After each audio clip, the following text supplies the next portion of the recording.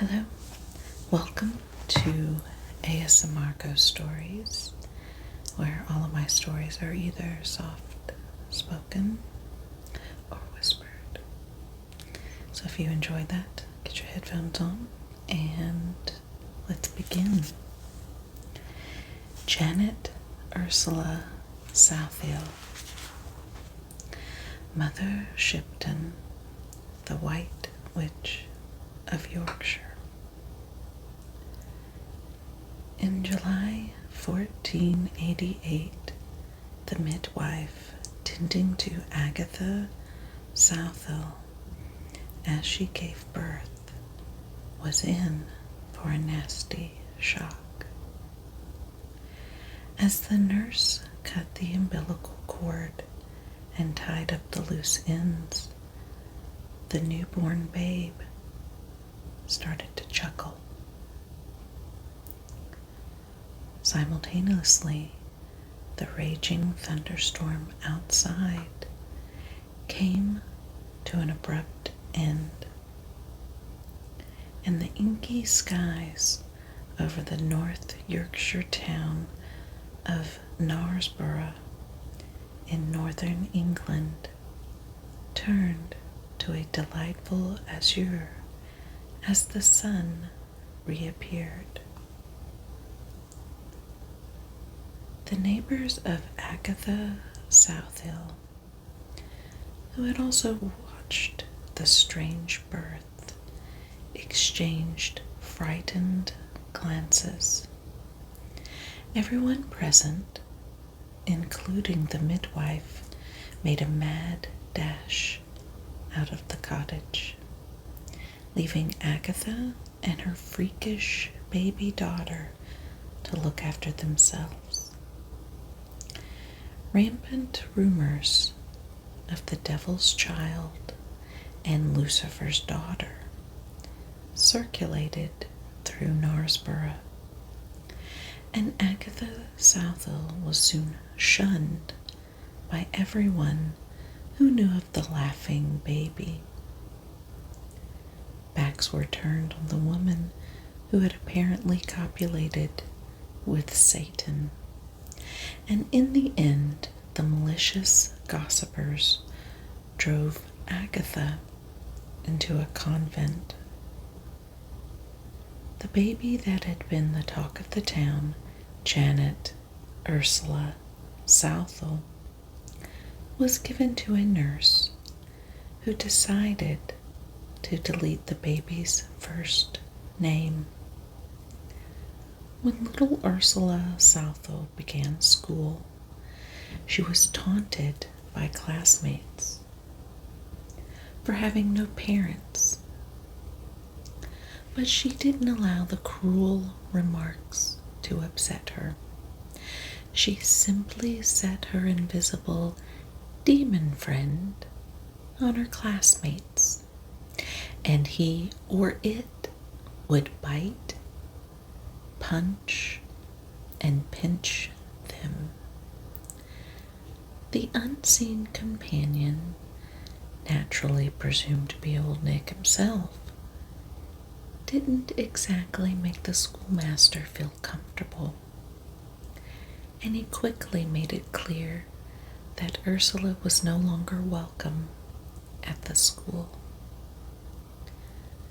Snubbed by every school she went to, the witch girl spent most of her days alone with only the company of her supernatural playmate. But her lonely days ended in her early teens when she met a young carpenter named Tobias Shipton.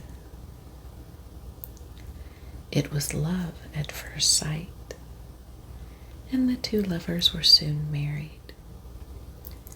The newlyweds moved to the town of Shipton, about 35 miles west of York. At Shipton, Ursula discovered that she had the ability to look into the future. She accurately foresaw Henry VIII's invasion of France in 1513, and correctly predicted that the English lion, Henry again, would defeat the Lilies, the French, and that the princely eagle, Maximilian of Habsburg, would join the lion in the battle. She also predicted that the English cavalry would cause great shame unto the French, and was correct in this prediction. For the French retreated so fast from the English cavalry that the short-lived military encounter was later known as the Battle of the Spurs. In the year 1530, Ursula predicted that the mitred peacock, Cardinal Wolsey, would hide out from trouble with Henry VIII by trying to escape to York, but would never live to enter the city. News of this prophecy spread through most of the villages of England until it reached the ears of Wolsey himself. The cardinal was intrigued. His relationship with the king was shaky, to say the least, and so keen to see if the Yorkshire witch could gain knowledge about the king's court. He sent 3 spies to Ursula Shipton's home. They were the Duke of Suffolk, Lord Darcy, and Lord Percy, and they wore disguises for the assignment. A Yorkshire man named Beasley accompanied the nobleman as a guide. When the 4 men arrived at Ursula's cottage, Beasley knocked on the door, and the prophetess answered. "Come in, Mr. Beasley, and the 3 noble lords with you," said Ursula. Beasley and the 3 noblemen were stunned at Ursula's knowledge of their identities. The 4 men entered the house, and Ursula treated them to delicious oat cakes and ale. The Duke of Suffolk asked Ursula if she had really said that Cardinal Wolsey would never see York. "No, I said he might see the city, but never enter it," Ursula replied, as she sat studying the flames of the blazing fire. "When he comes to York, he will surely burn thee," the Duke of Suffolk warned her. Ursula suddenly threw a linen handkerchief into the fire and said, "If this burns, so shall I." The 4 visitors watched the piece of linen intensely. It rested on the incandescent log, and the flames licked at it. But 15 minutes later, Ursula cackled to herself and lifted the piece of linen out of the fire with a poker. The cloth hadn't been touched by the flames. This impressed the noblemen, and one of them asked Ursula to tell them their fortunes. She pointed to the Duke of Suffolk and said, "My love, the time will come when you will be as low as I am, and I am low one indeed." The Duke was puzzled at the witch's words, but years later, in 1554, the Duke of Suffolk was beheaded for treason, and was thus made a low one when his severed head lay on the ground. To Lord Percy, Ursula said, "Show your horse in the quick, and you will do well. But your body will be buried in York pavement, and your head shall be stolen from the bar and carried into France."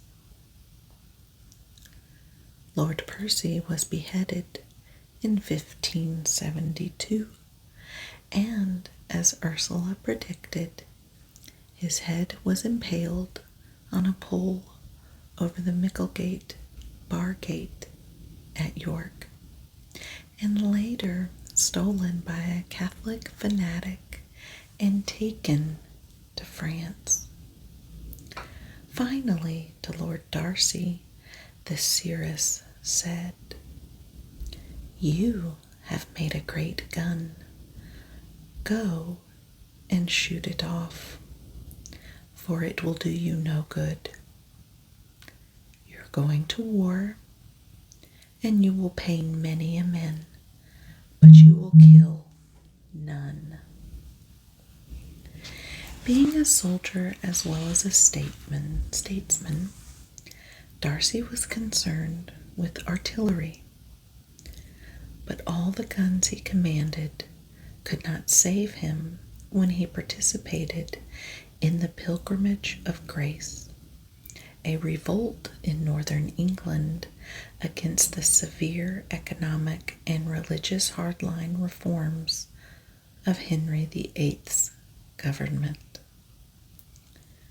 Darcy was one of the 230 men who were beheaded because of their part in the 1536 uprising. As for Cardinal Wolsey, Ursula was correct yet again. He did travel towards York, but only got as far as Cawood, 8 miles from his intended destination. There, Lord Northampton apprehended him and presented him with an arrest warrant.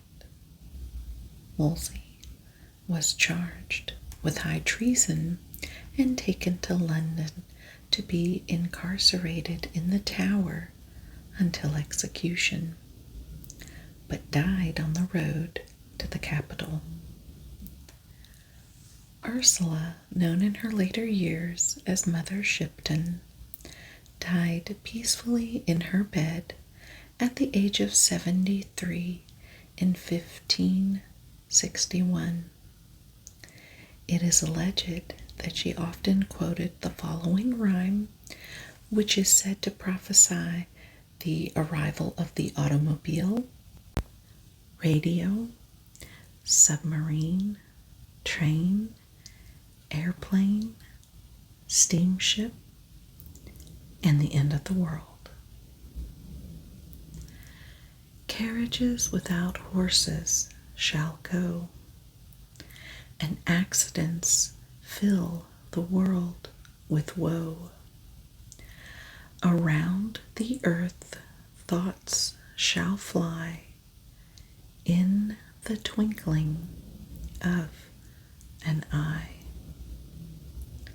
The world upside down shall be, and gold found at the root of a tree. Through the hills man shall ride, and no horse shall be at his side.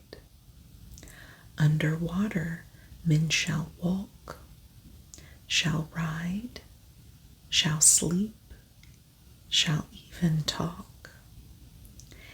In the air men shall be seen, in white, in black, in green.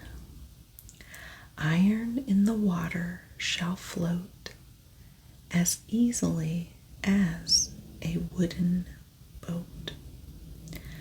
To an end the world shall come in the year 2061. And that is all. I hope you enjoyed today's video.